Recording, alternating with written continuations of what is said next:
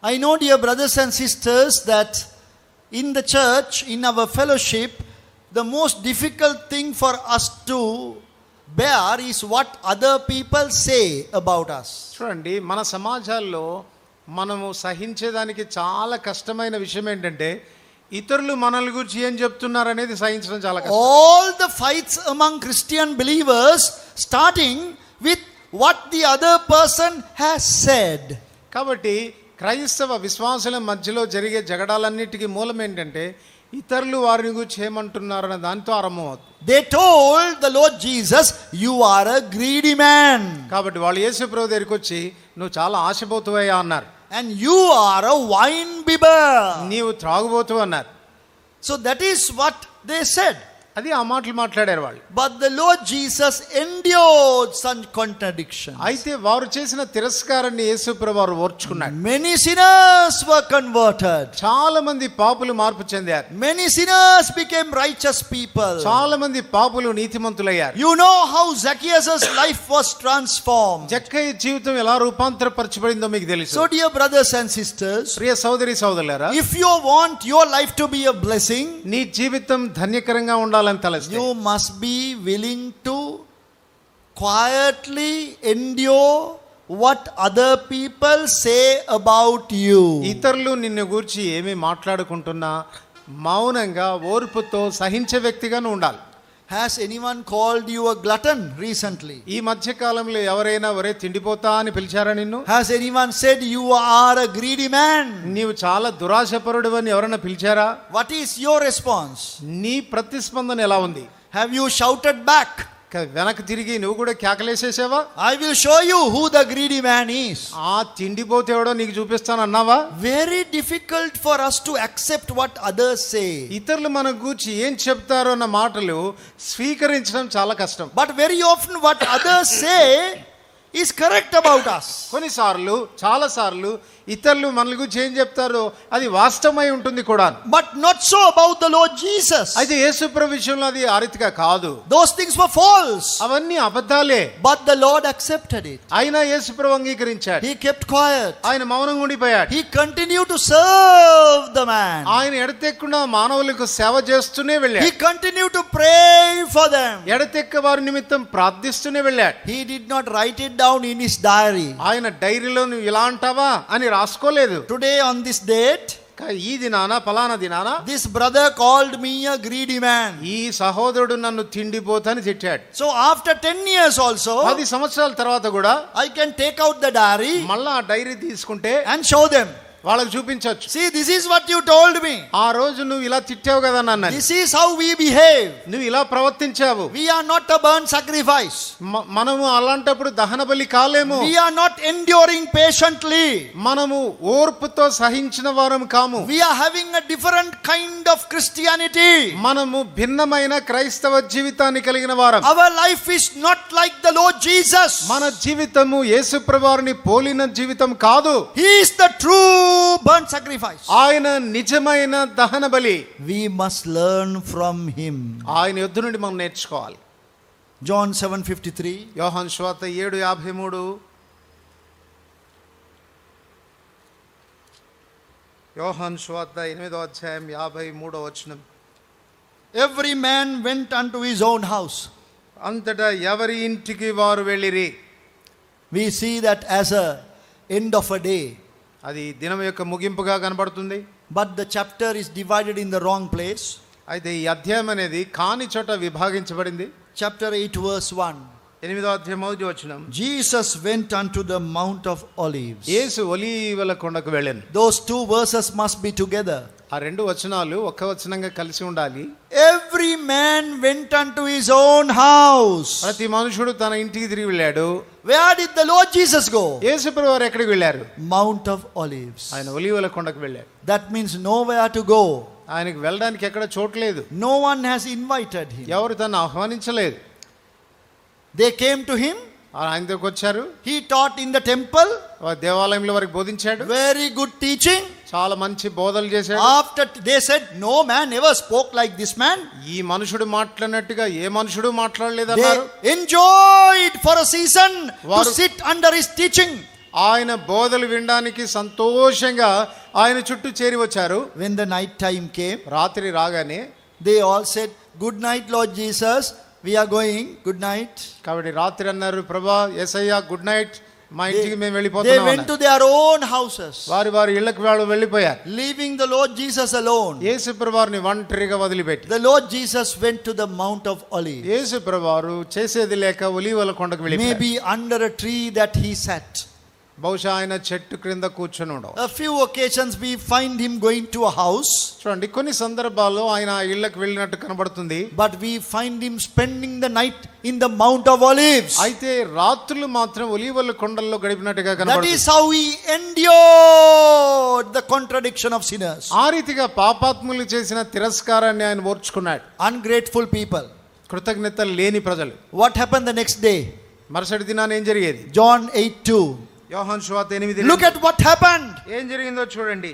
Early in the morning he came again into the temple, and all the people came unto him. He sat down and taught them. యేసు తిరిగి దేవాలయంలోనికి రాగా ప్రజలందరూ ఆయన వద్దకు వచ్చిరి గనక ఆయన కూర్చుండి వారికి బోధించుచుండెను. Oh, early morning he came to the temple again. మరలా ఉదయాన్నే దేవాలయానికి వచ్చాడు ఆయన. Then what did the people do? అప్పుడు ప్రజలు ఏం చేశారు? People also came early morning. కనుక ప్రజలు కూడా ఉదయకాలాన్నే వచ్చేసారు.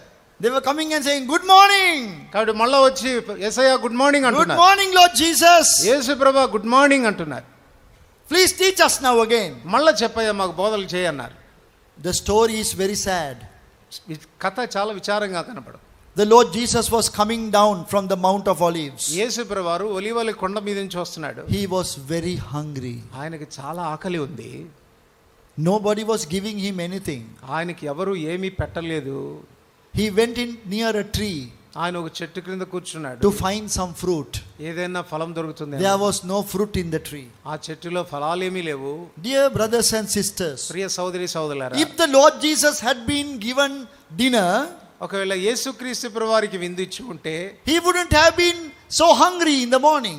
ఉదయకాలానే ఆయన అంత ఆకలిగా ఉండేవాడు కాదు. If the Lord Jesus had been given a bed tea, ఒకవేళ యేసు ప్రభువారికి ఉదయకాలాన్ని ఏదైనా టీ ఇచ్చి ఉంటే he wouldn't have been so hungry even to go to a tree and find a fruit. ఆయన ఆకలి కొని ఒక చెట్టు దగ్గరికి తాను వెళ్ళాల్సిన అవసరం వచ్చేది కాదు.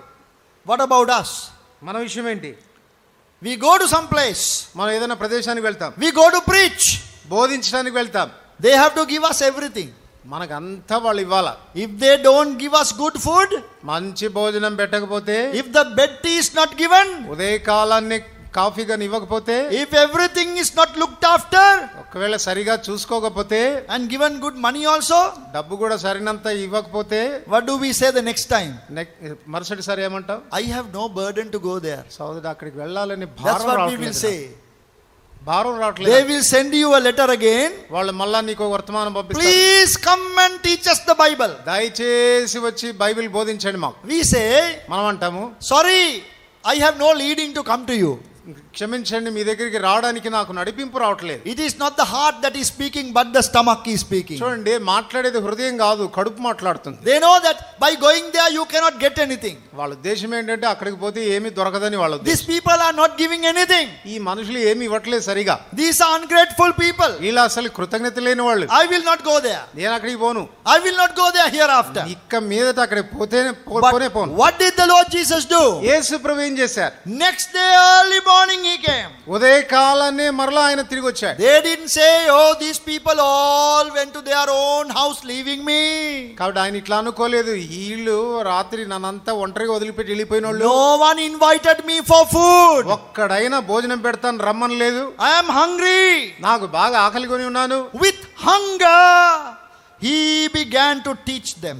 ఆయన ఆకలి నుండి కూడా వారికి బోధించడం ప్రారంభించాడు. This is the enduring servant. ఇది ఓర్చుకొని సహించే సేవకుడు. This is the servant that God is looking for. ఇట్టి సేవకుడు కావాలి అని దేవుడు కోరుతున్నాడు. This is the well-beloved son of the Lord of God. దేవుని యొక్క ప్రియ కుమారుడైనటువంటి సేవకుడినే. God wants to bring many sons unto glory. దేవుడు అనేకులైన కుమారులను మహిమకు తీసుకురావాలని కోరుతున్నాడు. Those who are like his son, the Lord Jesus. తన కుమారుడైన యేసు ప్రభువారిని పోలిన వ్యక్తులుగా వారు ఉండాలని కోరుతున్నాడు. Enduring hardness.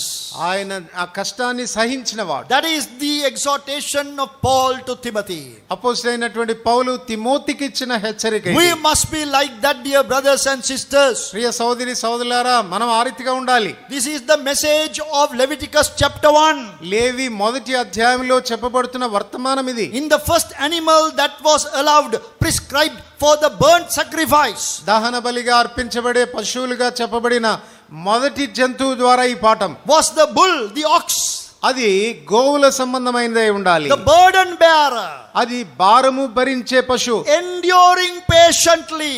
ఎంతో ఓర్పుతో సహించే పశువు. That is the meaning of the burnt sacrifice. అది దహన బలిని గూర్చినటువంటి అర్థం. That is how the fire can be ever burning upon the altar. అలా ఉన్నప్పుడే బలిపీఠం మీద అగ్ని ఎల్లప్పుడూ మండుతూ ఉంటుంది. Continue to serve God. ఎడతెగకుండా దేవుని సేవించడం, Continue to serve one another. ఎడతెగకుండా ఒకరికొకరు సేవ చేయటం. Do not give up and run away. ఈ విడిచిపెట్టి పారిపోవద్దు. Do not say, I cannot be this among these people anymore. ఇక ఈ ప్రజల మధ్యలో ఇంకెంత కాలం నేను ఉండలేను. Do not expect any good treatment from others. ఇతరుల నుంచి మంచిగా వాళ్ళు మనల్ని చూసుకోవాలని ఎదురు చూడవద్దు. But patiently serve God. సహనంతో ప్రభువును సేవించు. You will hear so many things నీవు చాలా విషయాలు వింటావు about you. నీ గురించి. Sisters, సహోదరులారా, about you. మీ గురించి. So and so is saying something like that. So and so is saying something like that. ఫలానా వ్యక్తి మిమ్మల్ని గురించి ఇలా మాట్లాడాడు, ఫలానా వ్యక్తి మిమ్మల్ని గురించి ఇలా అన్నాడని చెప్తారు. Do not go to fight with them. వాళ్ళతో పోట్లాడడానికి వెంటనే బయలుదేర మాకు. Endure the contradiction of sinners. పాపాత్ములు చేసే తిరస్కారాన్ని ఓర్చుకోవాలి. Continue to show love. ఎడతెక్క ప్రేమ చూపు. Continue to serve. ఎడతెక్క వారికి సేవ చేయి. Continue to do good. మంచి చేయడానికి ప్రయత్నించు. What is the meaning of overcoming life? విజయవంతమైన జీవితం అంటే భావం ఏంటి? Do not be overcome of evil, but overcome evil with good. కీడును కీడు చేత జయించగా మేలు చేత కీడును జయించాలి. In the fellowship, మన సహవాసములో overcome evil with good. మేలు చేత కీడును జయించాలి. Be the burden bearer. భారం మోసే వ్యక్తిగా ఉండు. That is the message of the burnt sacrifice. దహన బలిని గుర్చిన వర్తమానం ఇది. Shall we pray? ప్రార్థన చేసుకుంటా.